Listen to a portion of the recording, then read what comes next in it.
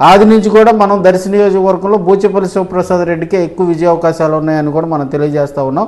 అయితే ఈరోజు అత్యంత నాటకీయ పరిణామాలు కూడా కౌంటింగ్ వద్ద జరిగినాయి.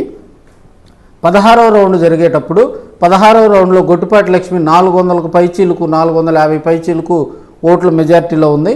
అయితే 17వ రౌండ్ వచ్చేసరికి అది 800 చిల్లర ఓటింగ్ రావడంతో అక్కడ కొంత వాగ్వాదం చోటు చేసుకుంది.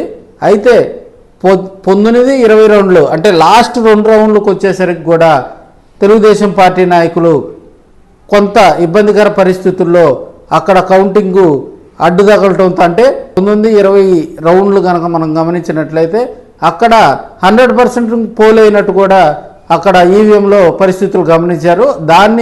దాన్ని తెలుగుదేశం పార్టీ ఏజెంట్లు తిరస్కరించి అక్కడ ఆర్ఓతో కూడా వాగ్వాదానికి దిగారు. కౌంటింగ్ నిలిపివేయాలని కూడా ధర్నా చేయడంతో పోలీసులు రంగప్రవేశం చేసి, కలెక్టర్ గారు రంగప్రవేశం చేసి కూడా వారందరితోటి మాట్లాడి మళ్ళీ మిగతా 2 రౌండ్లు కూడా వారిని కొనసాగించేలాగా కూడా వారితో మాట్లాడి చర్యలు తీసుకోవడం జరిగింది.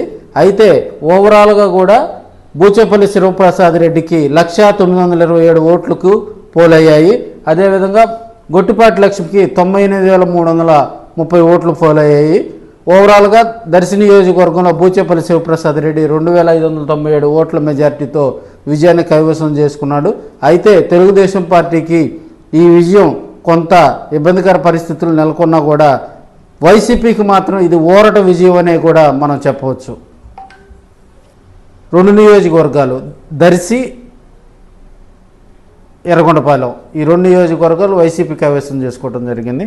అయితే ఉత్కంఠపూర్లో దర్శి బూచేపల్లి శివప్రసాద్ రెడ్డి కైవసం చేసుకోవటం జరిగింది. దర్శి నియోజకవర్గ ప్రజలందరూ కూడా ముక్త కంఠంతో బూచేపల్లి కుటుంబాన్ని ఆశీర్వదించారు.